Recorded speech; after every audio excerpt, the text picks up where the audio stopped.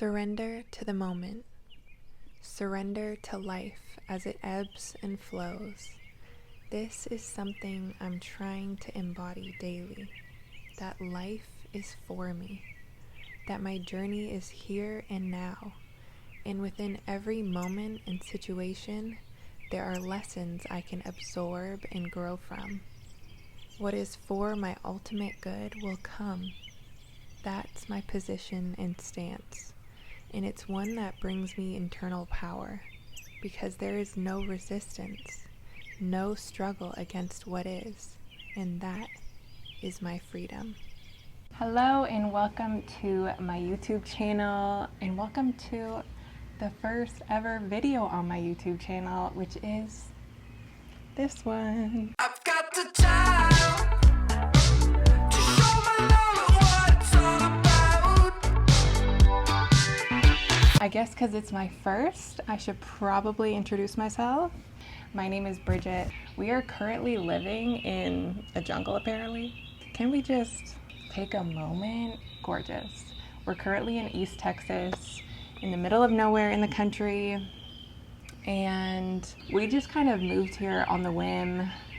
We were actually en route somewhere else, ended up staying, and it has been just the most healing few months of our life.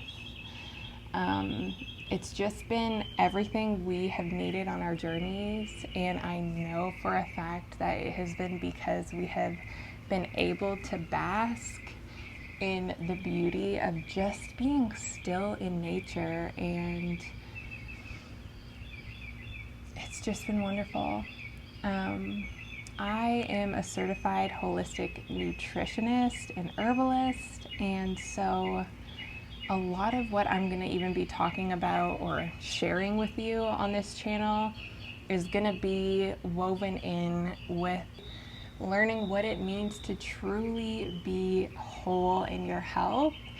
And that's just an expression of my life, because it is something that I practice, and it's something that I'm super passionate about, and I love that I get to do that for my career as well as learn it for myself.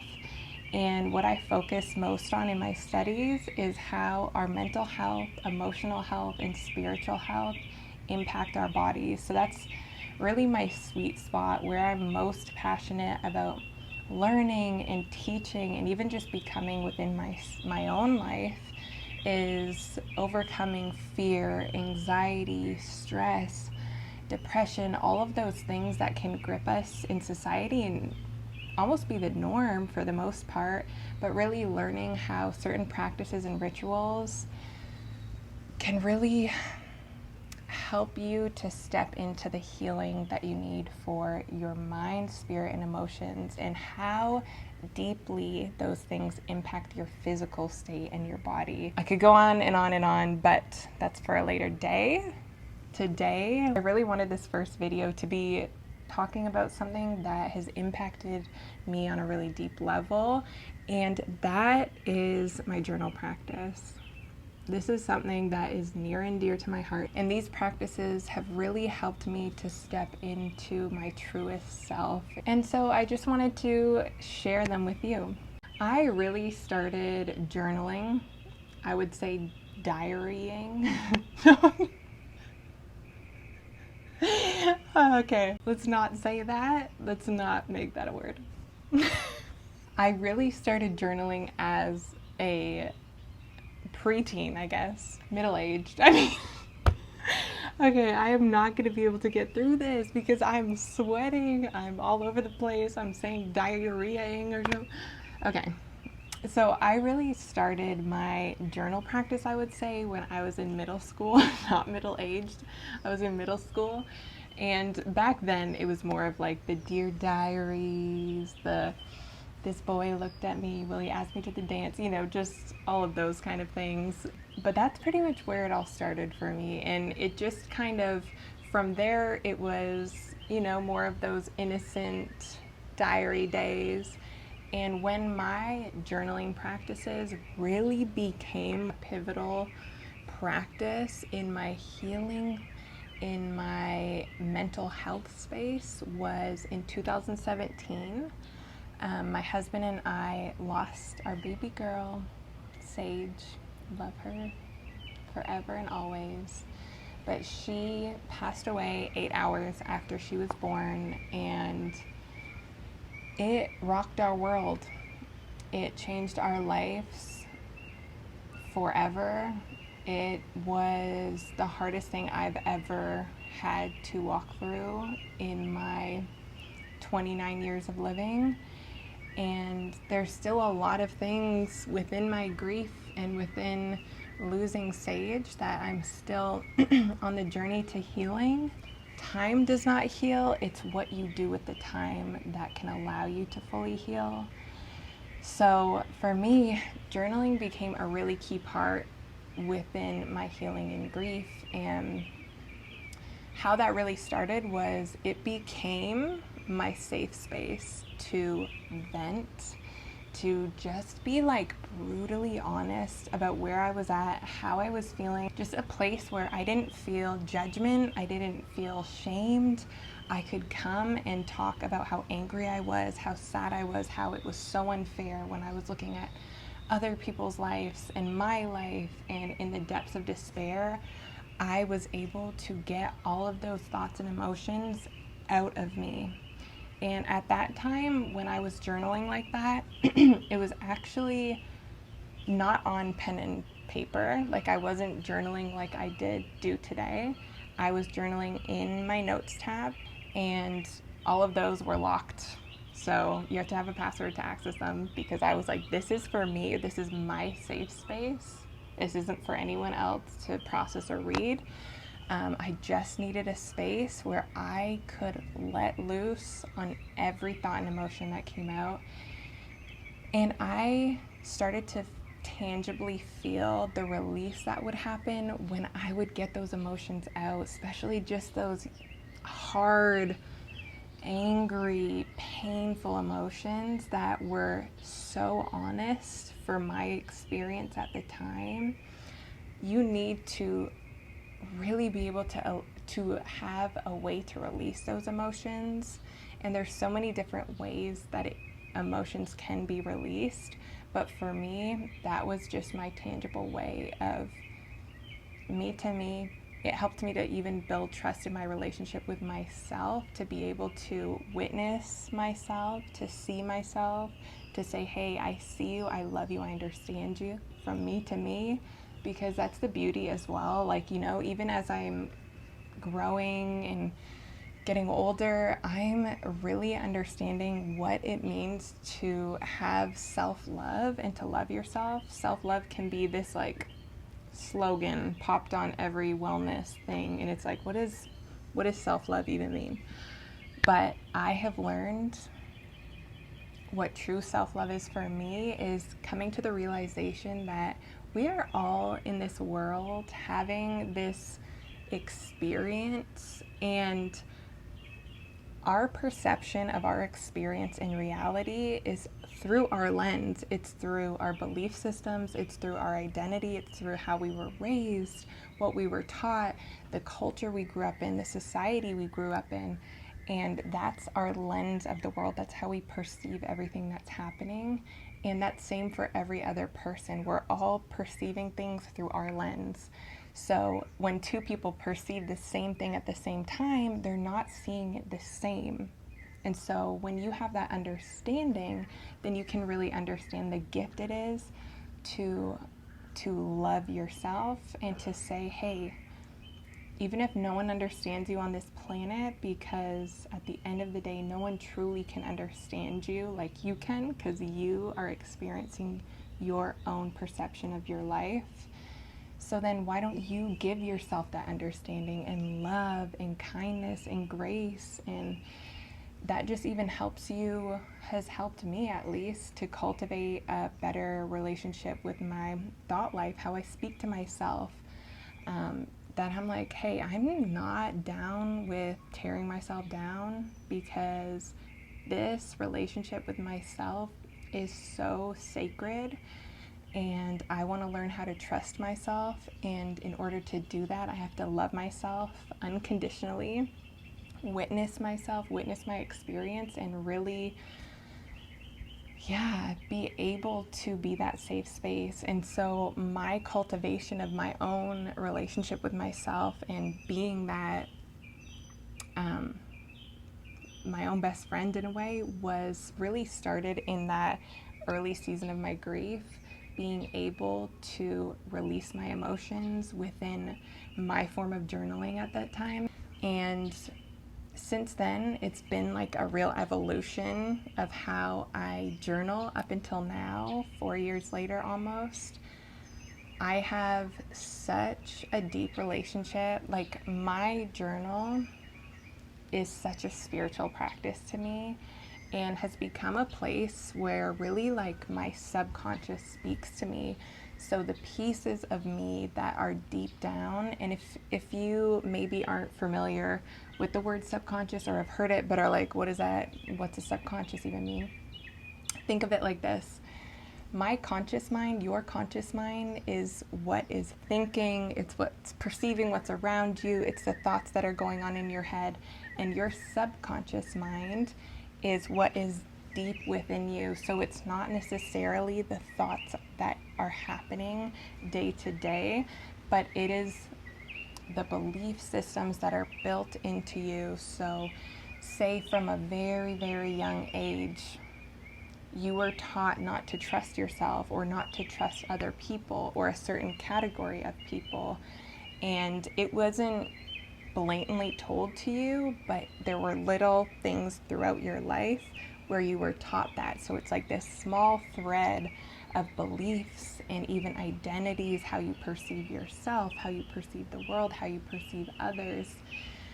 And all of those things are deep within your subconscious mind. And that's really how you're creating your reality around you, is through that. And whether you acknowledge those things or not, or are aware of what is within your subconscious, it doesn't matter. It is what is really creating what's happening in your day-to-day life. And, I'm even learning a lot more about subconscious. That's like the tiniest bit of knowledge that I have towards it, which is barely anything. But I'm actually currently reading a book called The Power of Your Subconscious Mind, and it's incredible. It's interesting too because my husband actually used to journal back when we were dating, and then he stopped and didn't pick it up for a long time. But more recently, he has been really wanting to get back into having a journal practice. And at first he was like, man, like I'm so in my head, like I don't even know what to write. Like I'm just so in my head about like the right words or even constructing the right sentences or what even goes on this page. Like it's just confusing. And, I understand that. I even remember when I first started journaling, it was kind of like, I feel like back when I was even in college, it did feel more pressure. I had more expectations of myself, or in the back of my mind, I would write knowing that someone could potentially read this in the future. So it would change how vulnerable I would choose to be or the language I would use. And so, when it comes to really having a journaling practice that you want to be a deeply impactful thing for you, you can't go into it like that and then expect it to be impactful. So even when I was talking to Ryan and trying to help him really figure out how he wanted to journal, I was like, look, just ask yourself this one question. It's like, what are your desires? What are your deep desires when it comes to this journal practice? What's your intention behind it?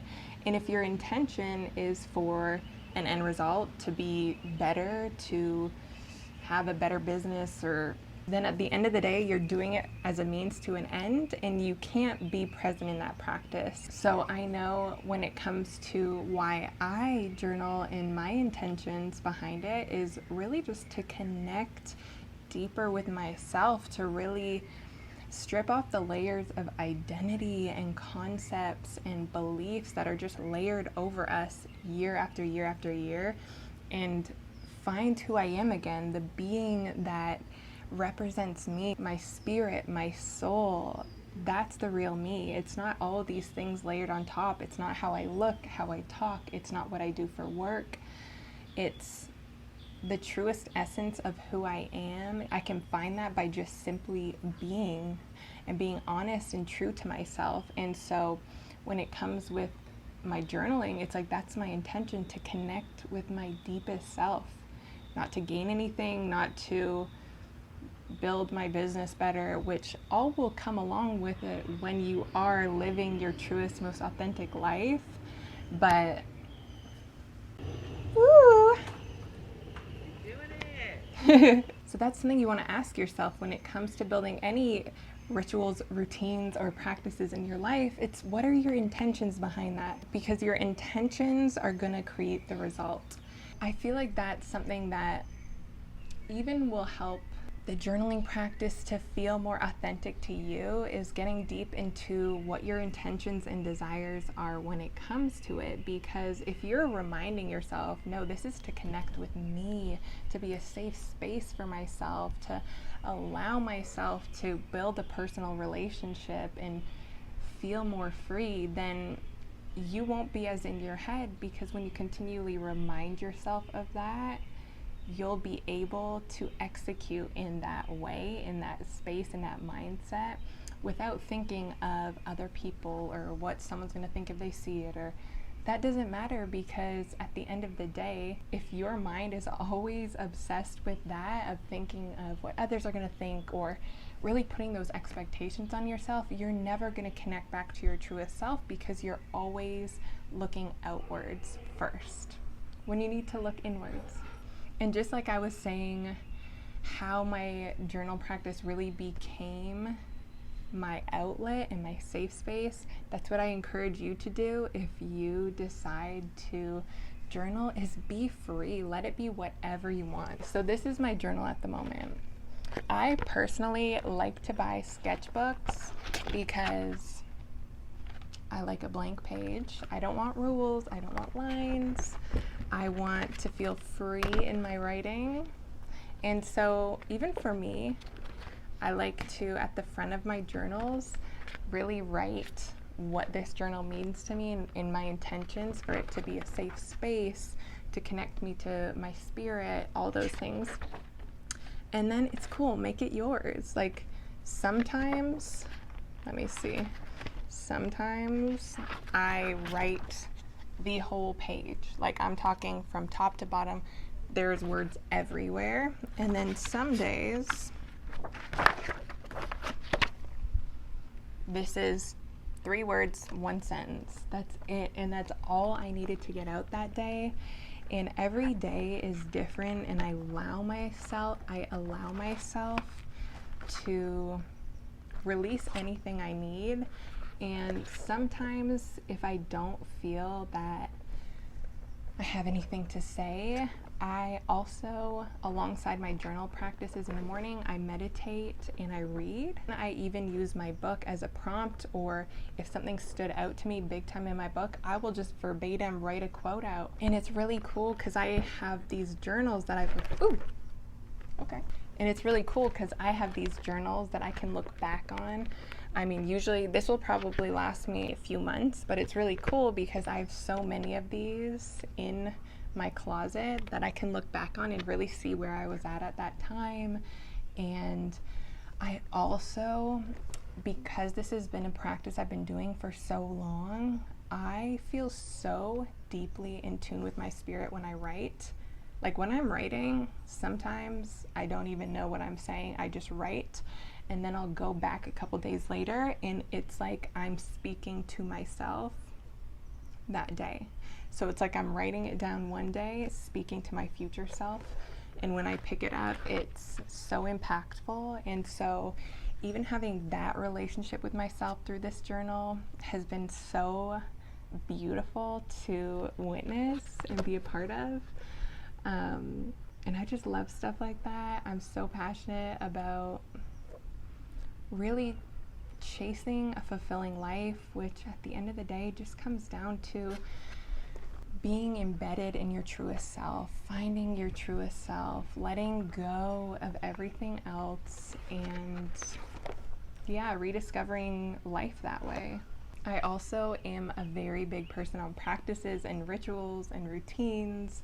I love to change it up often, even location wise. Right now, I've been meditating in my room every single morning in the same spot. I've got this little cushion and canopy and little table with some crystals and candles and Palo Santos and sage that I burn, and it's just the most beautiful little space where I have my ritual of meditation and journaling and reading. But shoot, a couple months ago I was doing that outside, and before that I was doing it. So I love changing it up for myself, just really being in tune with what I need.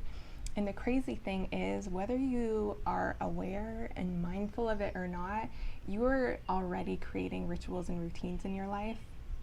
And so it's powerful to even just reflect on that of, okay, what am I doing consistently every day? And it can be something as little as when you look at yourself in the mirror, you're noticing you're saying negative things towards yourself. Well, girl, guy, if that is daily and consistent, then that is one of your rituals. So I really think it's amazing when you have the awareness and mindfulness to sift through what is already happening in your life consistently as rituals, and to change that up, create some new ones, and ones that will empower you and bring you back to that place of just being, not striving to be even a better version of you. No, stripping it down, going back to the depths of who you are.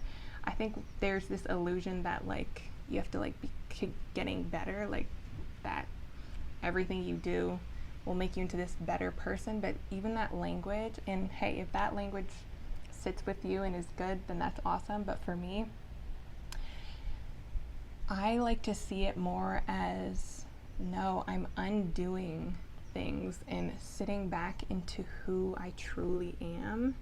And that's the truest version of me. That's the purest version of me, which is what I always want to chase. And I know how I can get there is by stilling myself, quieting my mind, being mindful of my thoughts, being mindful of my intentions, my words.